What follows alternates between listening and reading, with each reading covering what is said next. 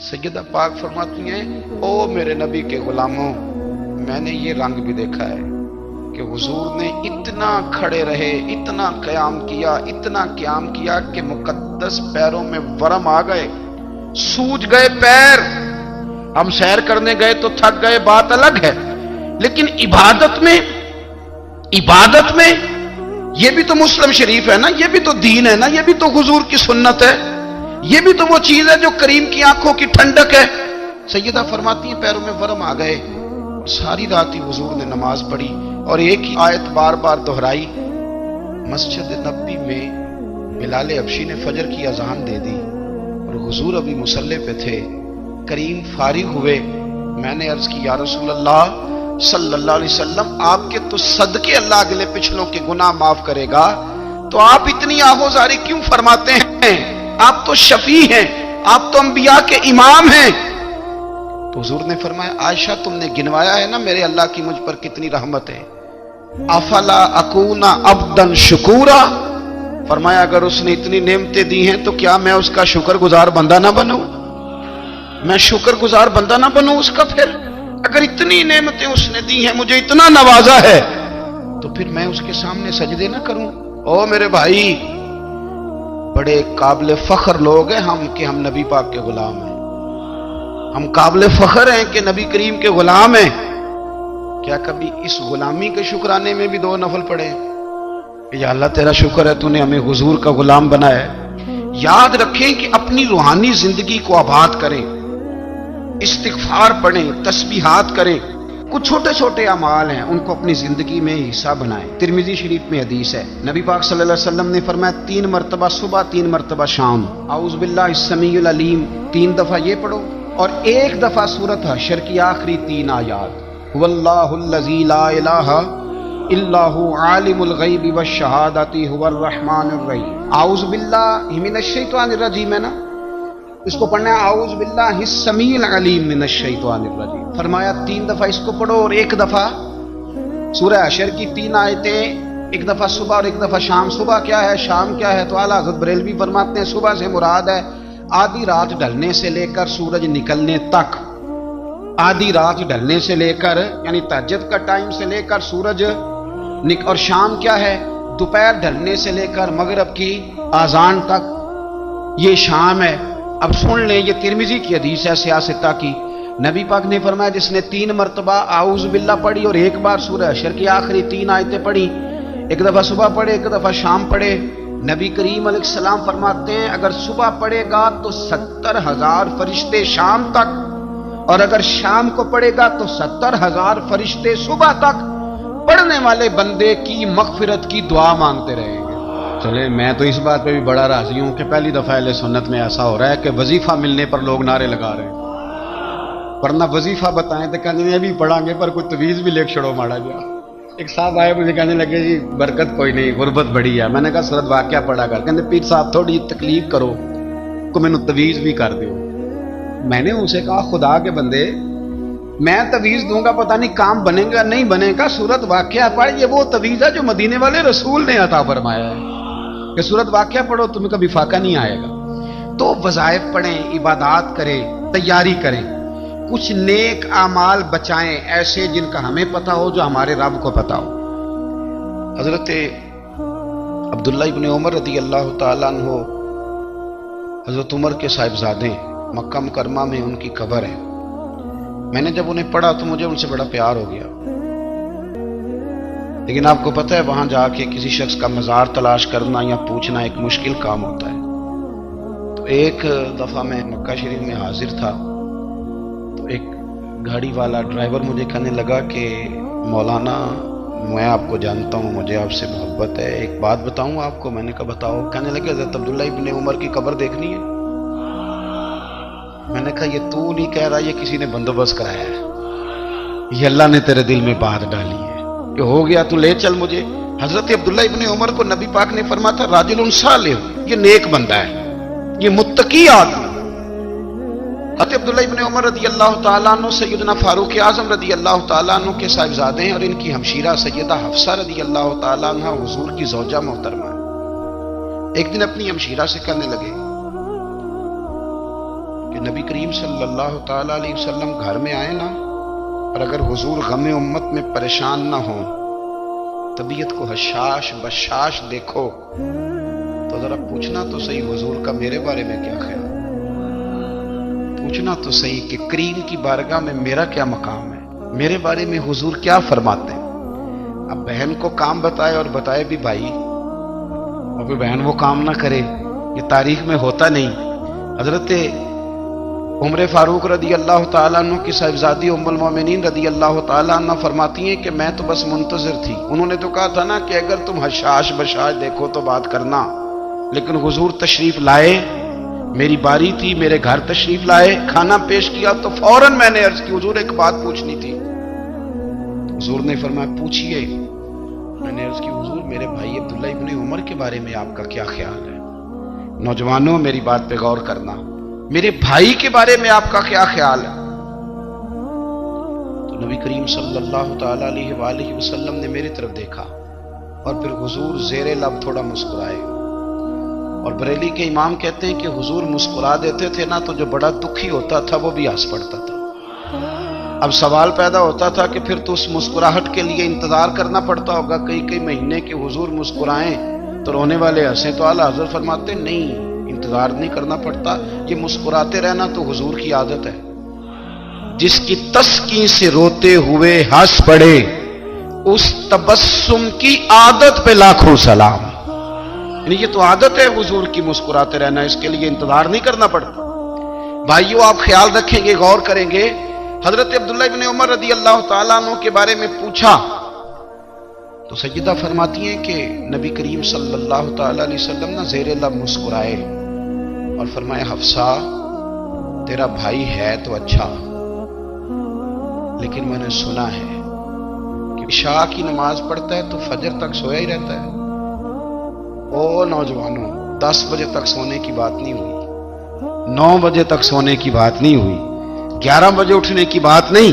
حضور فرمانے لگے میں نے سنا ہے کہ عشاء کی نماز پڑھ کے سو جاتا ہے اور فجر تک سویا ہی رہتا ہے، اسے چاہیے کہ تہجد کے وقت اٹھا کرے، اللہ کی بارگاہ میں حاضر ہوا کرے، آہوزاری کرے، سجدے کرے، عبادت کرے، اٹھتا ہے اور فجر میں جا کے اٹھتا ہے۔ حضرت جناب حفصہ رضی اللہ تعالیٰ عنہ کہتی ہے میں نے جناب عبداللہ ابن عمر کو پیغام دیا اور میں نے کہا میرے جوان بھائی سن، نبی پاک نے فرمایا ہے تو اچھا پر تہجد میں نہیں اٹھتا، نفل نہیں پڑھتا۔ او میری ملت کے جوانوں، مزہ نہیں آ جاتا جب ساری دنیا سوئی ہو، ساری دنیا، اور بستر بھی گرم ہو اور نیند بھی پورا غلبہ کر رہی ہو، اور اچانک گھنٹی بجے دماغ میں، آنکھ کھلے، گھڑی پہ نظر پڑے، 3:30 4 بجے کا پیغام گھڑی بتائے، اور کوئی چڑھتی جوانی والا اٹھ کے وضو کرے، اور جب وہ مصلی کھول کے بچھائے تو مدینے والے محبوب کہتے ہیں کہ ہر نماز پہ رب ثواب دیتا ہے، اور جو اٹھ کے تہجد کی نماز پڑھے اسے دیکھ کے تو رب مسکراتا ہے، جو اس کی شان کے لائق ہے، جو اس کی شان کے لائق، وہ مسکراتا ہے، خوش ہوتا ہے کہ میرا بندہ تہجد میں اٹھ گیا، وہ مسکراتا ہے۔ کاش ہماری صبحیں کبھی اپنے مالک کے نام ہو جائیں، کاش کہ صبح حضرت ابو الحسن رحمت اللہ تعالی علیہ حضرت معاذ ابن جبل رضی اللہ تعالیٰ عنہ کے پاس بیٹھا کرتے تھے، فرماتے ہیں ان سے جو پیار بڑھا تو پھر میرا مصلی سے بھی بڑھ گیا۔ تابعی ہیں، فرماتے ہیں صحابی رسول سے محبت ہوئی تو ذکر سے بھی ہو گئی، پھر درود شریف سے بھی ہو گئی، محبت ان سے بڑھی تو پھر اللہ نے مسجد کا پیار بھی بڑھا دیا۔ آپ فرماتے ہیں کہ میری ہر وقت طبیعت چاہتی تھی کہ بس اللہ اللہ کروں، بس اللہ اللہ کروں، بس نہ میں ذرا تھوڑی جان چھڑاؤں لوگوں سے، کو 10 منٹ ملے تو میں کچھ 4 نفل پڑھ لوں، میں تھوڑا سا نہ بچوں لوگوں سے، اور مجھے تسبیح ملے تو میں نہ کچھ 400-500 دفعہ استغفار پڑھوں، سبحان اللہ، الحمدللہ، اللہ اکبر، لا حول ولا قوت الا باللہ، میں نہ تسبیحات پڑھوں۔ فرماتے ہیں کہ بچے تھے گھر میں 6-7، غربت تھی، کام ملتا کوئی نہیں تھا، اور میں کام چور نہیں تھا، کام ڈھونڈتا تھا، پر اللہ کی قدرت کے کام نہیں ملتا تھا۔ فرماتے ہیں کہ میں نے ایک دن اپنی اہلیہ سے کہا کہ آج میں پھر جاتا ہوں کام ڈھونڈنے، تو میری بیوی بڑی فرما بردار تھی، پر اس دن نہ غربت کے ہاتھوں तंग आके कहने लगी, आज नाना कोई तू चीज लेके आया तो मुझसे बच्चों की भूख नहीं देखी जाती। ये सब रोगां दा रोग मुहम्मद, जिसका नाम गरीबी, कंड बुला के लंघ जाते नहीं दोस्त यार करीबी। आज ना कुछ लेके आया तो मैं बच्चे लेके चली जाऊंगी। शेख फरमाते हैं कि मैं बड़ा परेशान घर से निकला, पर मैंने सुबह से लेके जोर तक काम ढूंढा, काम मिला कोई नहीं। तो मेरे दिल में ख्याल आया, चलो काम नहीं मिलता तो अल्लाह अल्लाह तो करेगा, चलो बंदों की मजदूरी नहीं मिलती तो रब करीम की इबादत ही करते हैं। फरमाते हैं कि मैंने ना फुरात के पानी से वुजू किया, नहर के, शदीद धूप थी, साथ रेत थी और रेत तप रही थी। मैंने अपना रुमाल वहीं मुसल्ला के तौर पर बिछा लिया और फरमाते हैं कि जोर से लेकर असर तक नमाज पढ़ी, धूप भी पूरे जोर पे, पर मेरे सजदे का ज़ौक़ भी पूरे जोर पे। फरमाते हैं सूरज भी चमक रहा है और रब की इबादत का ज़ौक़ भी पूरे जोर पे। मैं सजदा करूं तो फिर मेरा उठाने को जी ना चाहे। मेरे उस्ताद लिखा करते थे, ये उनका शेर है, वो कहा करते थे, मुझे सोज दे, मुझे साज दे और मुझे नीम शब का न्याज दे, दमे सजदा खुद को मैं तोड़ दूं, मुझे ऐसा ज़ौक़े नमाज दे। और मैं तेरी बहार का फूल हूं, मैं खिला भी हूं तो तेरे लिए, मुझे मेरी शाख से तोड़ ले, मुझे अपनी जुल्फ का नाज दे। भाई फरमाते हैं कि असर तक मैंने नफल पढ़े, दिल ढलने लगा, असर की नमाज पढ़ी और मैं वहां से चला। अब मैं जब निकलने लगा तो दिल में ख्याल आया कि छोटी छोटी दीवारें हैं घर की, बगैर कुछ लिए जाऊंगा तो बीवी दूर से देखेगी तो शोर करेगी कि फिर खाली हाथ आ गया है। कहते मैंने अपने उसी रुमाल में जिसमें मैंने नमाज पढ़ी थी ना, रुमाल में की आखी दे पंजाबी जी साफा, कहते हैं उसी में ना मैंने कुछ रेत भर ली कि वो दूर से देखेगी तो समझेगी कुछ लेके आया है, चलो जाके उसे बता दूंगा कि आज फिर मजदूरी नहीं मिली।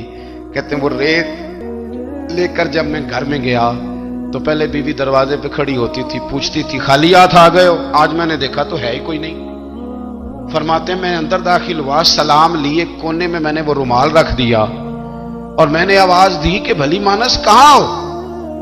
तो वो कहने लगी आप मुंह हाथ धो ले, मैं रोटी लेके आई। मैंने कहा रोटी कहां से आ गई? यहां तो कई दिनों के फाके, तो कई दिनों की गुर्बत है, यहां तो इस घर में तो फकीरी है। फरमाते हैं कि वो रोटी लेके आई और उस वक्त की जो मौजूदा नेमतें थी, समझ ले सलाद, अचार, हर चीज साथ लाई। मैंने कहा कि बच्चे कहां गए? कहने लगी वो खाना खा के खेलने गए, आप खाना खा लें आ जाते। खाना उसने चुन दिया।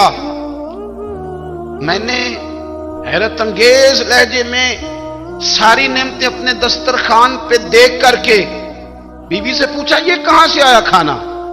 बच्चों को तूने कहां से खाना खिलाया? ये सारा कुछ कैसा है?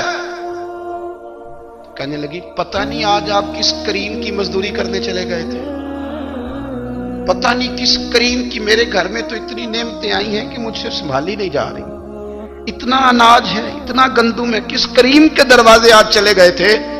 ये कहते कहते वो उठी और उठ करके कहने लगी पहले बड़ा कुछ आया था, अब क्या ले आए हो? और जा करके ना उसने वो रेत वाला रुमाल खोला, कहने लगे मैं तो लेके आया था रेत, तो मेरे रब ने उसे भी सोने और हीरे बना दिया था। जब आपकी तवज्जो अल्लाह की जानी, मेरे नबी पाक सल्लल्लाहु ताला अलैहि वसल्लम ने फरमाया हर चीज अपने रब से मांग, हर चीज मांग, हर चीज मांग। या रसूलल्लाह क्या कुछ? मेरे महबूब ने फरमाया तेरे घर में नमक भी खत्म हो जाए तो वो भी अपने रब से मांगा कर, तू मांगना वो तुझे देगा, तू उसकी बारगाह में कशकोले तलब दराज तो करना। और तिरमिजी शरीफ में अजीब लफ्ज है, रसूल कायनात ने फरमाया, रब करीम फरमाते हैं जब मेरा बंदा हाथ उठाता है ना तो मुझे हया आती है कि मैं खाली कैसे लौटा दूं इसके। इतने बड़े बादशाह की बारगाह में, ओ भाई लोगों से इज्जतें तलाश करते हो तो वो क्या तुम्हें इज्जत देंगे? वो तो कल अच्छा कहते हैं परसों बुरा कहने लग जाते हैं। लोगों के सामने गुड बुक में आना चाहोगे तो वो तो सवेरे तुम्हारे बारे में कुछ कहेंगे, शाम कुछ और कहेंगे। अपनी रूहानी जिंदगी आबाद करें, अपने मुसल्ले को वक्त दें और दुनिया से छुप कर, इस मोबाइल को बंद करके और अपने आप से भी छुप के और तन्हा होके छुपा के सारा कुछ अपने आंसू अपने रब की बारगाह में पेश करें, उसके हुजूर हाजिरी दें। सुनो ना तिरमिज़ी की हदीस और इसे याद रखना, نبی پاک علیہ السلام نے فرمایا اپنے دکھ لوگوں کے سامنے نہ بیان کرنا، سیٹھوں نوابوں کو نہ بتاتے پھرنا، دنیا داروں کے سامنے جا کے نہ رونا کہ میں تکلیف میں ہوں۔ فرمایا اگر دنیا داروں کو دکھ بتاؤ گے رب تمہیں کبھی غنی نہیں کرے گا، اور لوگ ہیں کہ الٹا مذاق اڑائیں گے۔ آپ کی جس سے بڑی پکی یاری ہے نا، پکی، وہ تب تک پکی ہے جب تک آپ نے 50,000 مانگا نہیں، اور جس وقت آپ نے کہہ دیا کہ میں مجبور ہوں میری مدد کر، تو پھر ختم ہو گئی دوستی۔ لوگوں کی تعلقات آپ کے ساتھ تب تک ہیں جب تک آپ ان سے کوئی ضرورت وابستہ نہیں کرتے۔ کریم محبوب فرمانے لگے بندوں کے سامنے دکھ نہ بیان کرنا، اللہ تجھے کبھی غنی نہیں کرے گا، تو اپنے دکھ اپنے رب کو بتا، تو دعائیں مانگ، تو اس کی بارگاہ میں حاضر ہو، تو اس کے حضور عرض کر۔ فرمایا اپنے دکھ اپنے رب کو بتا، وہ جلدی کرے یا دیر سے کرے تجھے ساری دنیا سے بے نیاز کر دے گا، تجھے کسی کا محتاج نہیں رہنے دے گا۔ اپنے مسلح کو، اپنی دعاؤں، ایک بزرگ فرماتے ہیں میں نے دعا مانگنے کا طریقہ اپنی بیوی سے سیکھا۔ دعا مانگنے کا طریقہ اپنی، سیکھنے والے تو اپنے بچوں سے بھی سیکھ لیتے ہیں، سیکھنے والے تو ہر ایک سے سیکھتے ہیں۔ وہ کہتے ہیں میں نے دعا مانگنے کا سلیقہ اپنی بیوی سے سیکھا ہے۔ حضرت وہ کس طرح؟ فرمانے لگے میری بیوی نے نا مجھے کوئی کام بتایا، کچھ پیسوں کی ضرورت کے لیے کہا، تو میں نے اسے کہا کہ بھئی ابھی میرے پاس نہیں ہے، کچھ دنوں میں آتے ہیں تو میں دے دوں گا۔ عورتوں کی عادت ہوتی ہے وہ بار بار یاد کراتی ہیں، 2-4 دنوں کے بعد پھر اس نے کہا حضرت وہ میں نے کہا تھا کچھ پیسے، میں نے اسے کہا کہ ابھی میرے پاس نہیں ہے، کچھ دنوں میں ملتے ہیں تو میں تمہیں دے دوں گا۔ اس نے کچھ دنوں کے بعد پھر کہا حضور وہ میں نے کچھ پیسے کہے تھے۔ فرماتے میں نے ڈانٹ دیا، میں نے کہا کہ کیا تو روز مجھے شرمندہ کرتی ہے، کہا نا میرے پاس نہیں ہے، ہوں گے تو دے دوں گا، تو روز یاد کراتی ہے۔ فرماتے ہیں اس نے پہلے تو میری ڈانٹ کو سہا، پھر میرے سخت جملوں نے اس کی آنکھوں میں آنسو پیدا کر دیے، پھر اس نے اپنے آنچل میں اپنے اس دکھ کو سمیٹا، اور پھر اس نے ایک جملہ کہا تو میں رو پڑا، اور مجھے اپنے رب سے مانگنے کا طریقہ آ گیا۔ مجھے کہنے لگی حضرت جی آپ نے ڈانٹ دیا میں نے سہ لیا، پر آپ ہی میرے شوہر ہیں، بتائیں نا آپ سے نہ کہوں تو میں کس سے جا کے کہوں۔ فرماتے ہیں میں رو پڑا، اور میں کھل کے رویا، اور میں تڑپ کے رویا، اور پھر میری سسکیاں بند گئیں۔ تو مجھے کہنے لگی آپ کو کیا ہوا؟ میں نے کہا مجھے بھی دعا مانگنی آ گئی ہے، جب میں اسے کہوں گا نا اللہ تو ہی میرا رب ہے، میں تجھ سے نہ کہوں تو میں کس سے جا کے کہوں؟ میں کیوں کسی بندے سے سوال کروں؟ میں کیوں کسی دنیا دار سے کہوں؟ میں تیرے بندوں کا، نیک بندوں کا وسیلہ لے کے، تیرے محبوب کی غلامی لے کے تیری بارگاہ میں آیا، تجھ سے نہ مانگوں تو کس سے مانگوں؟ سمجھ آ گئی ہے جب میں اس رنگ میں مانگوں گا تو پھر رب میرے اوپر بڑا ہی فضل فرمائے گا، وہ میرے اوپر بڑی رحمت کرے گا، وہ میرے لیے آسانیاں کرے گا۔ عزیز دوستو ہم اس طرح کرنے لگ گئے ہیں کہ ہم نے نا اپنے تعلقات پر اعتماد کرنا شروع کر دیا ہے۔ میرے تعلقات بہت ہیں، ہم نے اپنی دولت پر اعتماد کرنا شروع کر دیا ہے، میرے پاس دولت بہت ہے، ہم نے اپنے علم پر، اپنی شہرت پر اعتماد کرنا شروع کر دیا ہے کہ میرے پاس فلاں چیز بہت ہے۔ یاد رکھنا جب بے نیاز اپنی صفت بے نیازی دکھاتا ہے تو بڑی بڑی دولتوں والے مجبور نظر آتے ہیں۔ بھائیو جب انسان کا رشتہ اپنے مالک کے ساتھ ہوتا ہے پھر تو غم بھی کچھ نہیں کہتے، پریشانیاں بھی کچھ نہیں کہتی، پھر تو زندگی صبر والی، پھر تو زندگی توکل والی، پھر تو زندگی بھروسے والی، پھر انسان اپنے آپ کو رسوا نہیں کرتا، دنیا داروں سے امیدیں اس کی ختم ہو جاتی، امیدیں اللہ رسول سے لگا لیتا ہے، مضبوط ہو جاتا ہے، مضبوط، طاقتور ہو جاتا ہے، خوددار ہو جاتا ہے، باوقار باعزت ہو جاتا ہے۔ حضرت بہلول دانا رحمت اللہ علیہ بیٹھے تھے تو ہارون رشید حج کر کے آ رہا تھا، تو رستے میں حضرت شیخ سے ملاقات ہو گئی، تو السلام علیکم کے بعد کہنے لگا حضور کوئی حکم ہو تو بتائیے گا۔ تو حضرت بہلول دانا فرمانے لگے تیرا رب کون ہے؟